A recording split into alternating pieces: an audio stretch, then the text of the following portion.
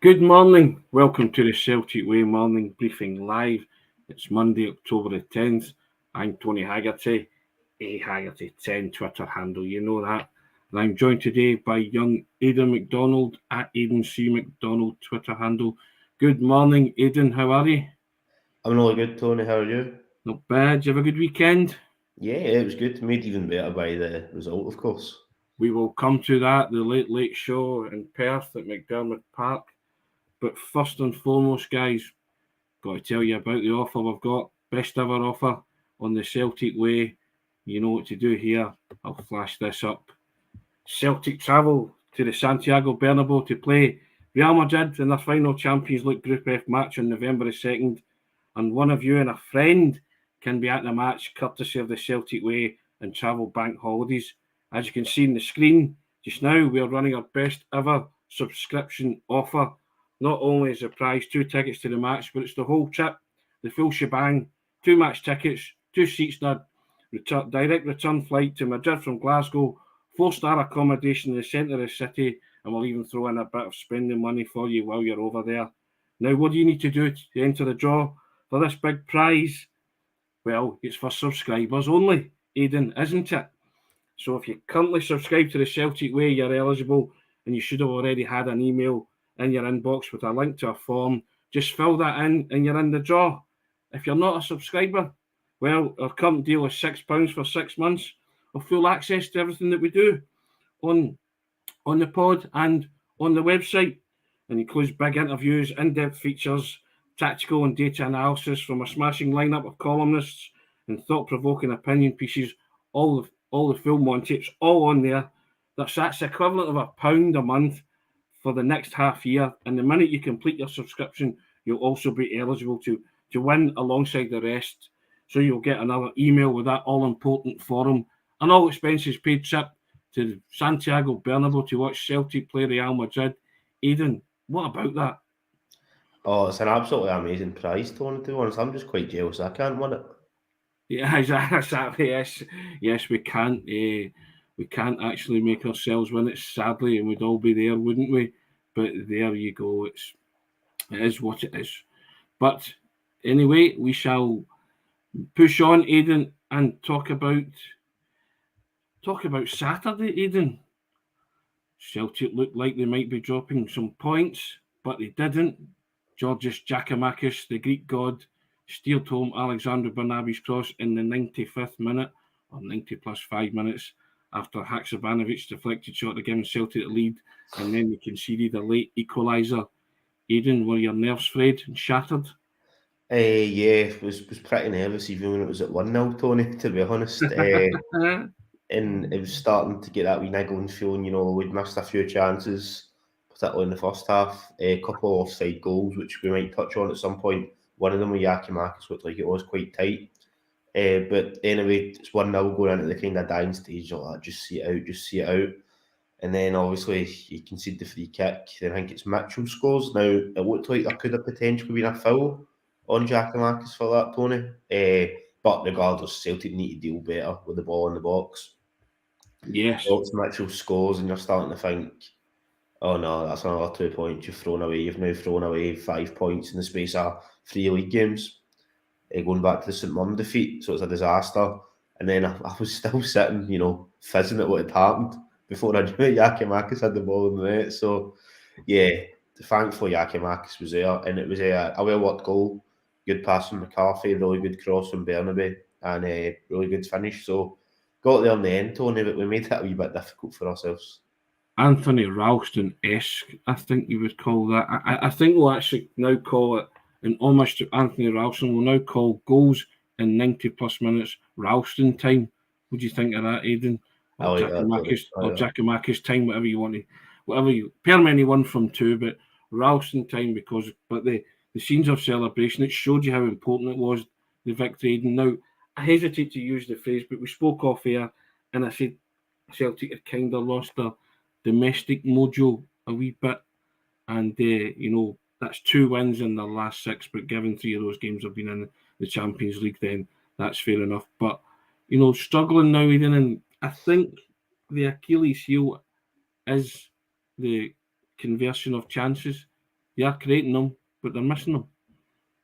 Yeah, and that'll probably be what will be frustrating. And I know pretty much all these games. Obviously, Leipzig was a wee bit different kind of challenge. The chance maybe weren't as great there, but definitely the domestic games, the Motherwell game recently, and then on Saturday there's been plenty of opportunities. So the fact we're not expecting the team to be beaten, who they're playing, 6-7-0 every week, but it could have been a wee bit, less stressful.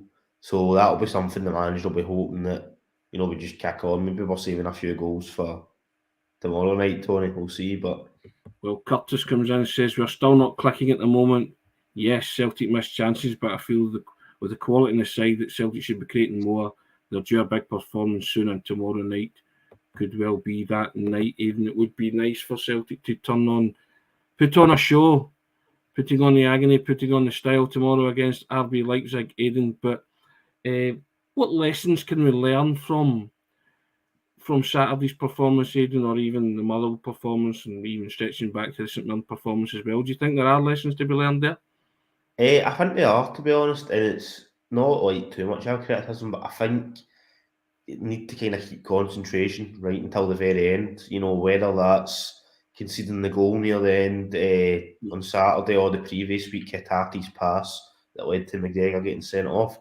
I think, regardless of the scoreline, you always need to keep concentration, but particularly if there's only one goal in it, because one mistake and that can be out, and it's going to be so tight this season by the looks of it, between us and Rangers. You really can't be making those mistakes late on when you're winning. So I think, just keeping the concentration, Tony, would be a lesson.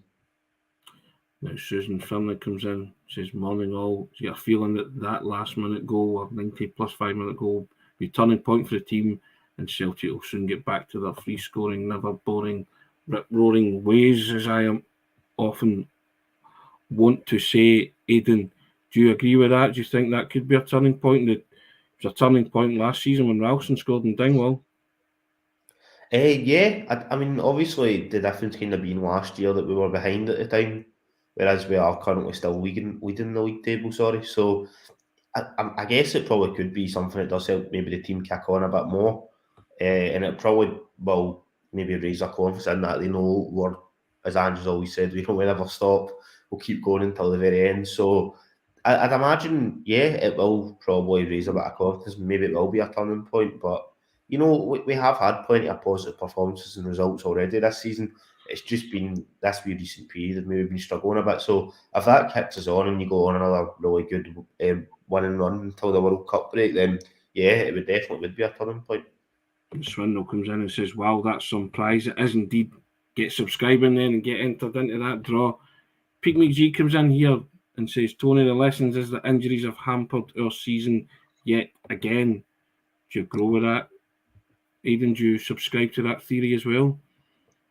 I mean, obviously, McGregor being out is a bit of a miss at the moment. It was good to see Carter Vickers back, Tony, as well, that I'm sure we were probably going to touch on. But I don't know if I could say overall that it's hampered. I mean, if you look at other games that you've maybe not been as done as well, in the game at St Mirren, obviously Carter Vickers was out and Starfelt was out, which is a bit of a blow. But I think any other changes, kind of that was what the manager decided to do. So I wouldn't say injuries hampered us there. Maybe away in Leipzig, if you had Carter Vickers and Starfelt, that might have been a wee bit different. But obviously, it's never good to get injuries. But I don't think it should be as damaging as it was last season when you lost Kyogo, McGregor, etc. Because the squad is a bit bigger, even if it maybe still has a wee bit to go before it's the ideal scenario that Ange has in front of him. But I don't know if I would say it's hampered us. I don't know if I would use that as a kind of reason for the results dipping, Tony. I don't know about you. No. Now Matt Edwarby says team's not settled yet. Jim Stevenson makes a fair point. Says he feels that teams are starting to read Celtic more. I think there could be more of that. I think that's a valid point. And Ozzy comes in and says, "I'm confident Giakoumakis will make a massive difference. They'll start going in now. Frank Brennan, injuries is only an excuse." Well, Celtic banged on about, and we've spoken about the kind of squad depth and the quality of that squad depth, and that we should be able to cope with injuries. But it's being stretched. Let's put it that way. Let's say it that way, and it's being stretched to its limits. And I'm sure Andy's got his eye on players that he will want to bring in January, because I think it's noticeable that I think Celtic still need some reinforcements. Yeah, I would say there's definitely positions that could be filled, whether that's with a first choice option or someone to add to the overall depth of the squad. And it's probably maybe not the ideal situation that it looked like Matt O'Reilly was potentially playing as the potential sort of number 8 from the start on Saturday. I'd imagine that's probably not something Andrew would like to do long term, although potentially that is down to the fitness of Abelgard. We don't know whether or not he'd be able to come in from the start, particularly after playing his first kind of major set of minutes against Leipzig for months. Aaron Moy had also been previously struggling a wee knock, and McCarthy's not really been involved until these last 2 games he hadn't really been involved. So maybe that'll be a position and might look to bring somebody in. I don't know, but yeah, I'd be very surprised, Tony, if the January transfer window passed and there wasn't anybody coming in. Now, the glaring omission from Saturday's team was Callum McGregor, the driving force. I wrote a piece kind of backed up what Sean said at some point last season, that Callum McGregor's a Paul McCartney of the Celtic team, and if you remove Paul McCartney from the Beatles, or with Callum McGregor from the Celtic team, then the beating heart that stops ticking a bit. And it was noticeable on Saturday, wasn't it? I think Haggerty and O'Reilly kind of looked as if they needed McGregor just orchestrating things in the middle of the park. Yeah, I think just the way he progresses the ball and takes it from the centre halves is so good that you almost kind of just get used to it, and you don't even maybe recognise it as kind of how good a quality that is to have. Yeah, he was missed. And you know what, O'Reilly actually, in the first half, he did okay. Yeah. The ball was moving relatively quick, as we just mentioned. Celtic just couldn't seem to finish some of their chances. So, yeah, it was a bit of a miss, Tony. It'll be interesting to see if you miss him as much if in the next few games you've got actually, a natural number 8 starting in that position, such as Abelgard. Obviously, he's maybe not got the exact same qualities as McGregor, but maybe you won't see the difference as much as you did at the weekend. But obviously, that remains to be seen. But yeah, it was a bit of a blow not to have him. And obviously, as Andrew was saying, he's out until after the World Cup break. So something we're going to have to get used to for this next run of games, Tony. Yeah, I mean, you just have to grin and bear it. These things happen. Scott Robertson, truthfully says Haggerty didn't look like he needed McGregor, but O'Reilly did. That's fair enough. I just felt the two of them were looking for their captain at times. I still think Haggerty's a wonderfully gifted footballer, and he played a lovely pass into Haksabanovic that led to the goal. O'Reilly had that shot off the post.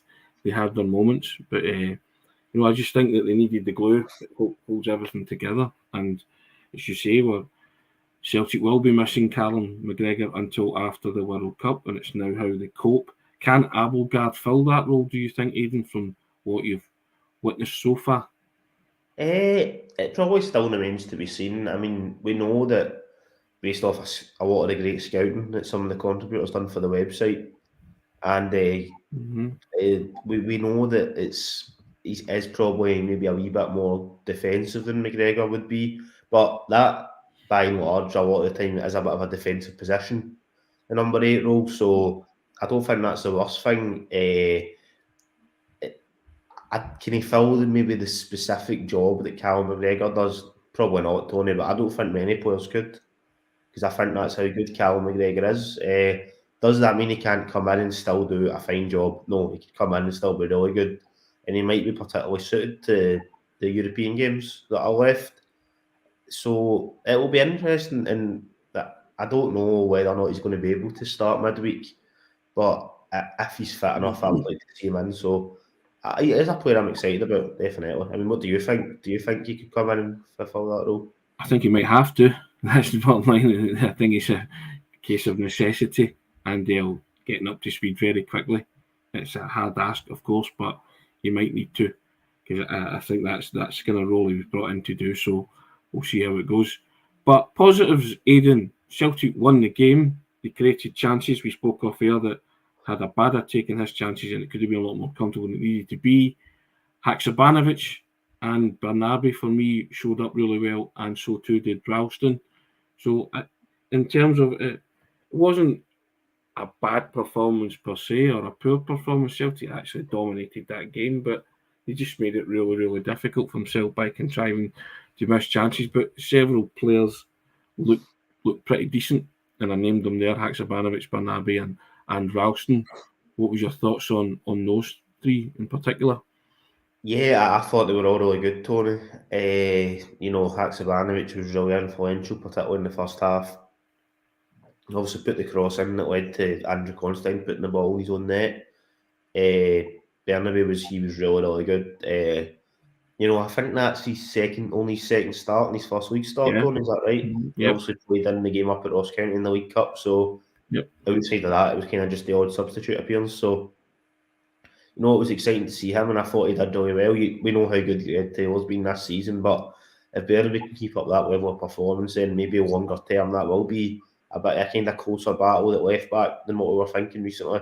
But yeah, no, he was really good, and I thought actually defensively he was okay as well, because some of the kind of discussions before he joined were maybe that he is quite forward focused, and even we've got to work a wee bit on his defending. Now I know, no disrespect to St Johnstone, but there will be tougher challenges that he comes up against in terms of the attackers that are opposite him. But I thought he was fine. And Ralston, yeah, I thought he done well. And the way at the end, you've probably seen the pictures, Tony, and I'm sure a lot of the viewers have as well. When he's in celebrating with the fans, he is almost just like one of the supporters. So yeah, I thought Ralston done himself no harm as well. All three of them were definitely high points, Tony. Okay, here's one for you, and I know the manager said his distribution was poor, but Giakoumakis still scored the winning goal. Does he start tomorrow? That is a tough one, Tony. I'll be honest. I think if he doesn't score, whether Celtic win that game or not, it's probably an easy question, and it's probably going to be Kyogo, just based off Giakoumakis' performance. I don't think he was bad by any stretch, but anybody that watched the game would have probably agreed with what Ange said, that sometimes when he did get the ball into feet, he wasn't quite as sharp as he usually is, because that's a aspect of his game he has worked on from when he first came in, but it was lacking a wee bit on Saturday. I think I would still have Kyogo, Tony, to be honest, just because we know how good a player he is now. Maybe that's harsh, given Giakoumakis' goal scoring exploits, but I think for me it'd be Kyogo. Still airing on Kyogo as the number one striker. Yeah, my only reason for that is I think if Giakoumakis doesn't score, it's not really as much a discussion. So I think it would need to be Kyogo for me. But I will caveat just to say that if Giakoumakis does start, I'm not going to have any issues with it. We know how good he can be, how clinical he can be. But I just think, with Kyogo, he'll be important in that sort of game that you might not have as much of the ball.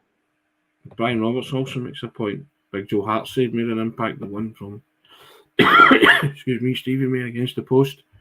That was a pivotal moment in that game as well. Actually, to be fair.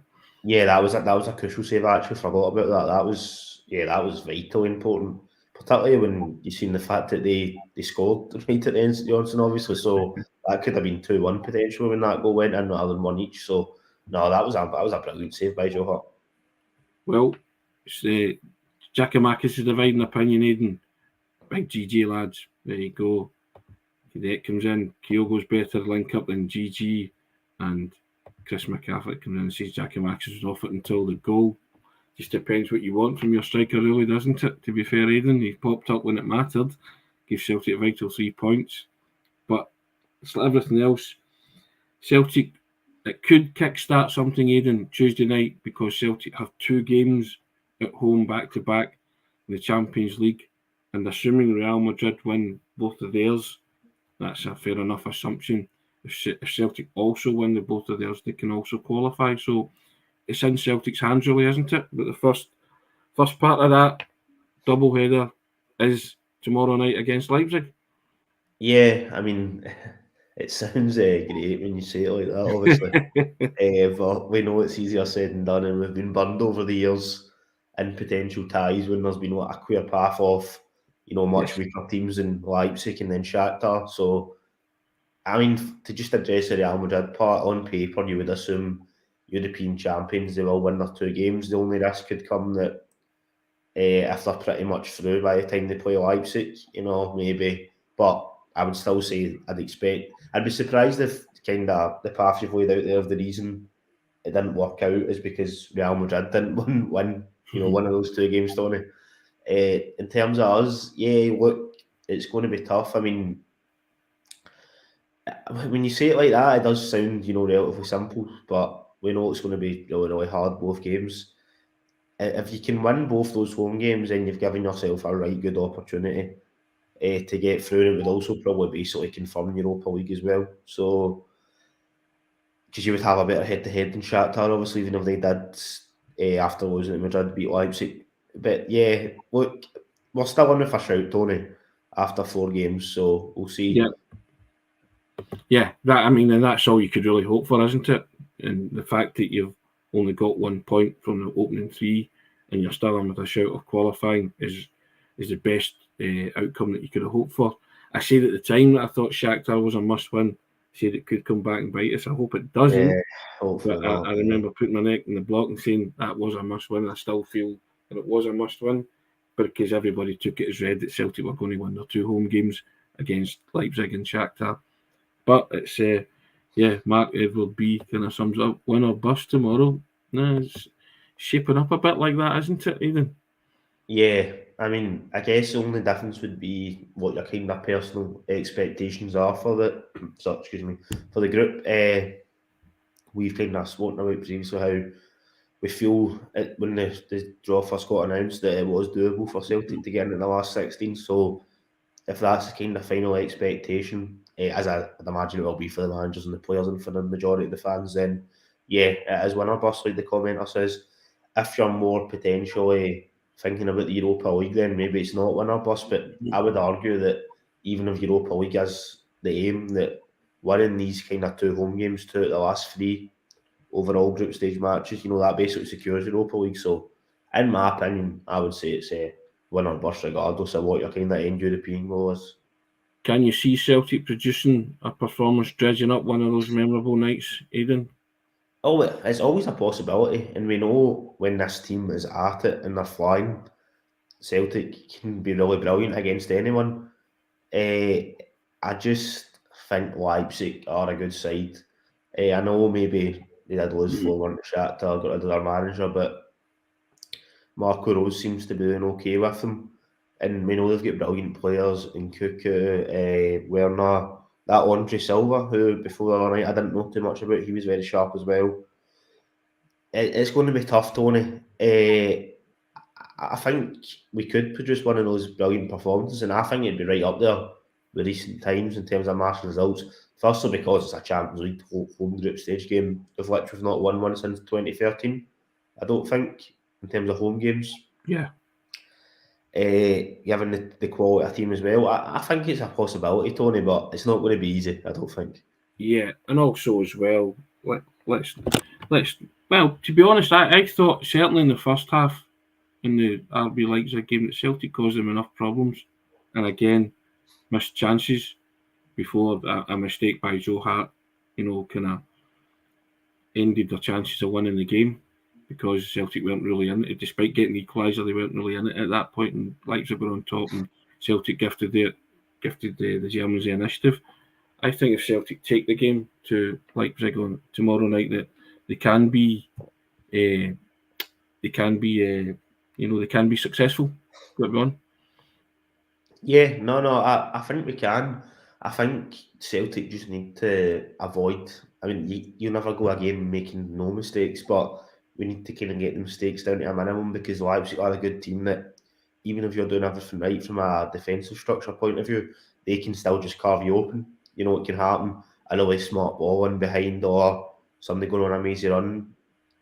So we really need to be trying to limit, giving the ball away because obviously everyone will focus on Joe Hart's mistake, because it was a major blunder. But before that, in the first half, Jens at times gave the ball away right into their midfield under no pressure about 2 or 3 times. We can't be doing that because they will just be on you constantly. You're not going to get the time like you do in Scotland, which obviously the players don't need us to tell them that, they know. But if we can cut out those mistakes and we can take our chances, which is two big ifs, if we can do both of those things, then I think maybe we could, because there would probably be a bit of an upset, to be honest, even though we're at home, just given the way the group's been going and how good a team Leipzig are. So I think the manager summed it up himself when he said they needed a bit more belief in themselves after the Leipzig defeat.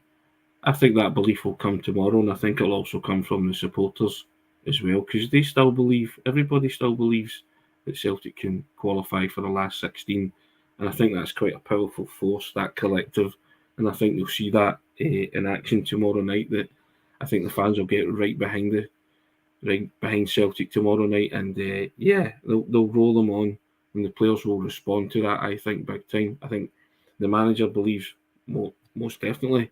The players still believe that they can turn Leipzig over, and I don't know about you. I still firmly believe that Celtic can turn Leipzig over. To be fair, yeah, there's a chance. The fact that Celtic are at home means supporters are always going to think there's a chance. And we've shown positives in Europe this season. Also, we don't want to reflect on them too much because we've spoken about the Madrid games and the Shakhtar games to death, really. But if we can take the good parts from that, be a wee bit more solid at the back, take the chances, then there's no reason why Celtic can't go out and get the 3 points, Tony. Yeah, very much so. Frank Brennan taking issue here. Big Joe Hart's horrendous error last week did not cost us the game in any sense. Again, I'll disagree strongly with that, Frank, depending on how you see the game. But I thought Celtic's chances after that howler, Aidan, were just that was it. I thought the game had gone after that. Yeah, I mean, it wasn't the only mistake. Obviously, there was a goal conceded either side of that in the match. But I think given you just had a second goal chopped off for offside, by VAR, the concentration there was really, really poor. And I can understand maybe thinking, we're not solely blaming Joe Hart for that game, but I think just what you were saying, Tony, was you pretty much did lose all momentum after that. And I can't personally remember any chances really after that. A few times maybe Celtic did get the ball kind of quite high up, but they weren't really able to do anything with it. Whereas not long before that, you'd scored, and then at the end, kind of end of the first half, there was chances. So yeah, maybe it wasn't the only thing it cost us, but it was a turning point in a negative sense for Celtic. Michael Ross sorts up and says Hart's mistake sucked the life out of the team. I firmly believe that too. I just think that any chance they had of winning went in that moment, because I say it was demoralising for the rest of the players. So soon after getting the break from the VAR ruling out that goal. But there you have it.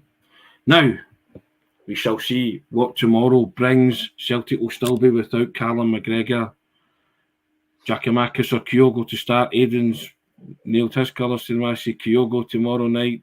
I'm still on the fence on that one. I'll need to give it a right good thought. Just my head says Kyogo, my heart says Giakoumakis. Need to see what rules what. But I'll direct you once again before we finish to the wonderful prize on offer. It's an all expenses paid trip for two to Madrid to watch Celtic play in the Bernabeu, the Santiago Bernabeu, in the last group game of the Champions League section. And all you have to do is subscribe to the Celtic Way. If you're already a subscriber, you should have had the form in your inbox. Fill in the form. You're already entered into the draw. And if you're not a subscriber, then why not subscribe? Hit that button and subscribe. It's £6 for the next 6 months. For full access at www.celticway.co.uk/subscribe. And you'll also be entered into the draw. It's a fabulous prize. It's a wonderful prize. It's the biggest and best prize we've ever given away on the Celtic Way. And you've got to be in it to win it, Aidan. Got to subscribe, haven't you? You've got to, I know. Indeed. Now, there's some commenters wanting both Kyogo and Giakoumakis to play tomorrow night, Aidan. What do you think to that? Never happen? Will it happen?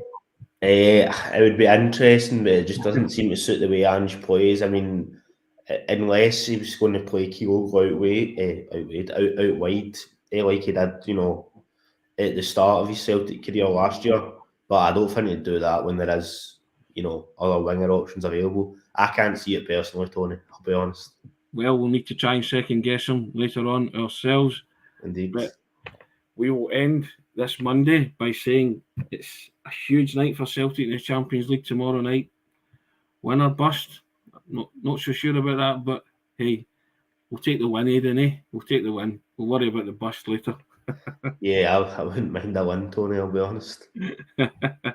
And I'll just to say, direct you to the ticker tape. Subscribe to win that all expenses paid trip for two to watch Celtic take on Real Madrid in the Bernabeu. Existing subscribers are eligible. Just check the emails for the forum, and new subscribers, it's £6 for 6 months for full access on the website. You know what to do, hit the subscribe button, www.celticway.co.uk/subscribe. Thanks everybody for joining us. Thanks for commenting. We always appreciate it. Thank you, Aidan. You're getting used to this now, Aidan, eh? That's stardom. That's taking it in your stride. But happy Monday to everybody, and we shall reconvene tomorrow. All the best. Take care. Cheers, guys.